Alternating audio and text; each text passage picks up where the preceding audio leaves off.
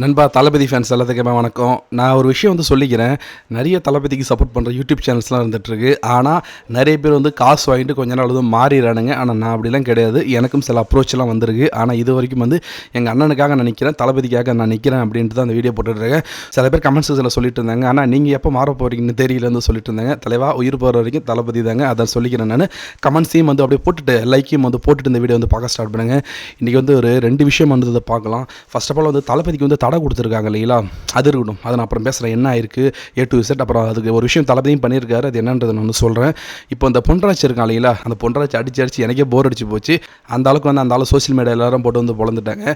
அந்த ஆள் மேலே நம்ம தளபதி விஜய் கேஸ் கொடுத்துருந்தார் இல்லைங்களா, தமிழ்நாட்டு பெண்களை தளபதி விஜய் ஆதரிக்கிற பெண்களை விபச்சாரின்னு சொல்லியிருந்தாங்கன்னு சொல்லிட்டு இப்போ அந்த ஆள் இன்றைக்கி கேஸ் விஜய் மேலே கொடுத்துட்டு இருக்கானா. ஏன் அப்படின்னா விஜய் ஃபேன்ஸ் இந்த ஆளை பிடிச்சி திட்டிகிட்டு இருக்காங்களாம். அதனால் விஜய் ஃபேன்ஸ் மேலே கேஸ் கொடுத்துட்டு இருக்காங்களாம். திமுகவில் உள்ளவங்களாம் ஆபாசமாக அவதூறாகவும் சிவாஜி கிருஷ்ணமூர்த்தின்னு ஒருத்தவன் கட்சிக்காரன் இருக்கான்னு தெரியுதா இல்லையா, அவன் மேலே என்றைக்காவது கேஸ் கொடுத்துருக்கியா என்ன? அவ்வளோ நல்லவனா நீ? அவன் வீடியோ நீ பார்த்ததே இல்லையா என்ன? சின்ன சின்ன பசங்க கூட அவன் வீடியோ பார்க்குறாங்க, நீ பார்த்ததில்ல என்ன? உனக்கு உண்மையாலுமே பெண்கள் மேலே அக்கறை இருக்குது அப்படின்னா, இல்லை மக்கள் மேலே அக்கறை இருக்குன்னா, சிவாஜி கிருஷ்ணமூர்த்தி எல்லாரையும் பிடிச்சி கிழிக்கும் போது பெண்களை தப்பாக பேசும்பொழுது நீ கேஸ் கொடுத்துருந்தனா நீ உண்மையான நல்லவர் அப்படின்னு எல்லாம் சொல்லியிருப்பாங்க. அப்போல்லாம் எதுவும் கொடுக்கல. திமுக பெண் பேச்சாளர்கள் கூட தப்பாக அசியசியமாக பேசுகிறாங்க. அப்போ கூட நீ எதுவும் பேசவே கிடையாது.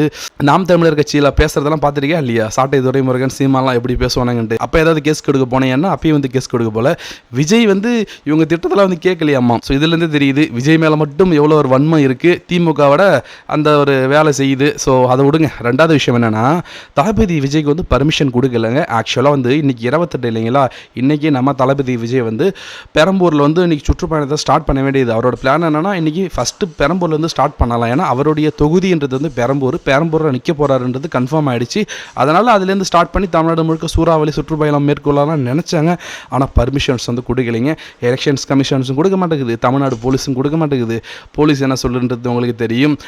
நாங்கள் எப்படி பர்மிஷன் கொடுக்கறது, நீங்கள் 300 பேர் வர வேண்டிய இடத்துல 3000 பேரில் நாங்கள் என்ன பண்ணுறது, அதனால் கொடுக்க முடியாதுன்னு போலீஸும் சொல்லுது, தேர்தல் ஆணையமும் சொல்லுது. ஆனால் மற்ற கட்சியெலாம் ஸ்டார்ட் பண்ணிட்டாங்க. மற்ற கட்சியெலாம் தேர்தல் அப்படின்றதெல்லாம் ஸ்டார்ட் பண்ணிட்டாங்க பிளான். அவங்களாம் போக போகிறாங்க. அவங்களுக்கு எந்த இஷ்யூவும் கிடையாது.